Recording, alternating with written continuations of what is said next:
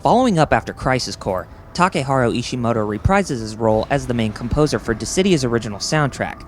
Most of the music in the game is compiled into arranged versions of various themes from past Final Fantasy games, but there are some that are recycled, which can be a bit disappointing. A few others are made specifically for the game, and they all sound very dominant as they honor Nobuo Uematsu's work. For a PSP title, the sound effects are all in place, and some of them are brand new or recycled from Final Fantasy VII Advent Children. Of course, since Final Fantasy VII makes the characters look realistic, the sounds must receive the same treatment as well. The voice acting in the game is nicely in place. Some of your favorite voices like Steve Burton, George Newbern, James Arnold Taylor, and Greg Berger come back to reprise their roles as Cloud, Sephiroth, Tidus, and Jecht.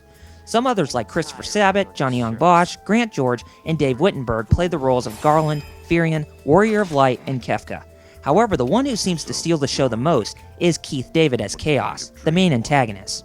Even though you hear him a few times, his performance just sends chills down my spine. That should be a no-brainer since he did voice work and acting as the Arbiter in the Halo series and Childs from John Carpenter's The Thing. Square-Enix has been very strict on whom they choose to voice the certain characters, and they managed to pull it off in this game with flying colors. With the music, sound, and voice acting, everything in what you hear is set in place, as this fantasy is definitely worth hearing.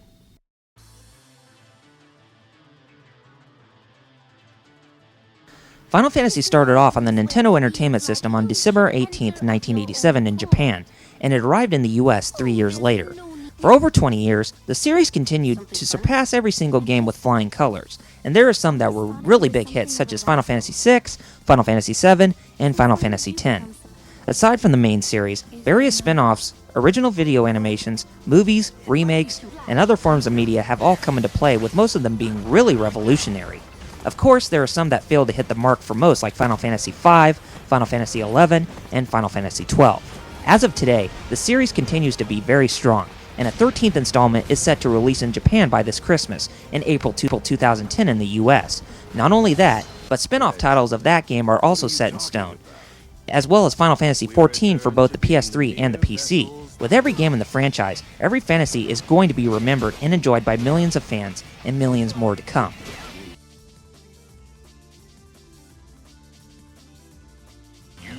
After looking at this game for nearly 20 hours, I have enjoyed most of what it had to offer as a whole, but there are some hiccups that still annoy me big time.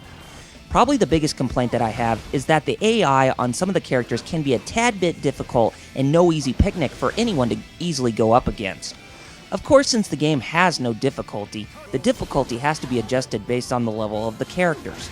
That is what I'm okay with, but some of the characters can be a bit broken for people to win against. I mean, take Sephiroth, for example. He is so good. Every time you try and attack him, he will always be at least 1 second ahead of you, no matter what you attack him with. This is also applied to Chaos because he'll keep attacking 1 second after every attack. It sort of makes the game unplayable for something like that, but that's a flaw that can be overlooked. One minor hiccup that bugs me is the fact that they named the hero from Final Fantasy III as Onion Knight. Why not Lunette? That was what his name was in the game, but why a name based on a title for a character job? I can understand Warrior of Light from Final Fantasy I because none of the 4 main heroes from that game had any concrete names whatsoever. Like I said, it is only a pet peeve that I have.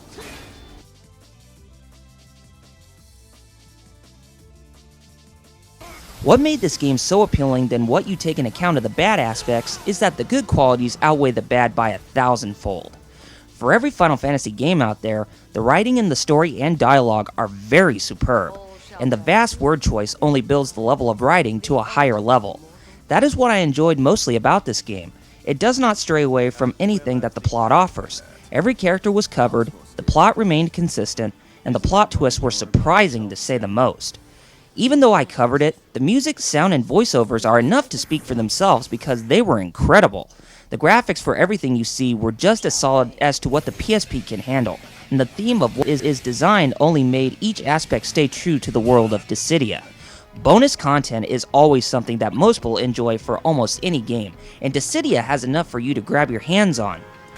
Finally, the gameplay and replay value is what determines if the game is enough to make you want to enjoy it and come back and play it for what it is. and this is a pinnacle for an original fighting game that differentiates from many others that we come to like. It may have the same fighting mechanics as Power Stone, but it goes beyond that, with quick action and big exploration on the maps. I can't get my hands off my PSP because replaying it to obtain everything is what this game is all about. Can I say that this would be enough for Square Enix to make a sequel?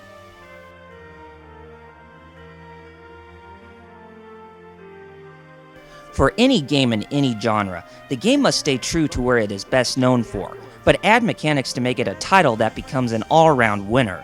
Dissidia Final Fantasy does that bidding, and the overall presentation is really good. With many hours to spend in going after the whole content available, I can say that Dissidia Final Fantasy makes it a fantasy where the imagination will pick you up to new heights and render you from not forgetting how revolutionary this original fighter came to be.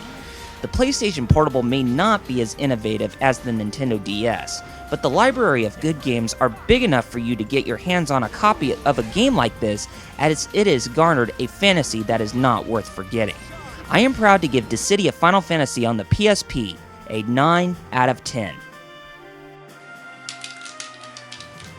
Oh yeah, Dissidia Final Fantasy is definitely worth your time to play. I mean, with the replay value being very high, the graphics so superb, and the gameplay so addicting, Dissidia Final Fantasy is definitely an all-around winner on the PSP for this year.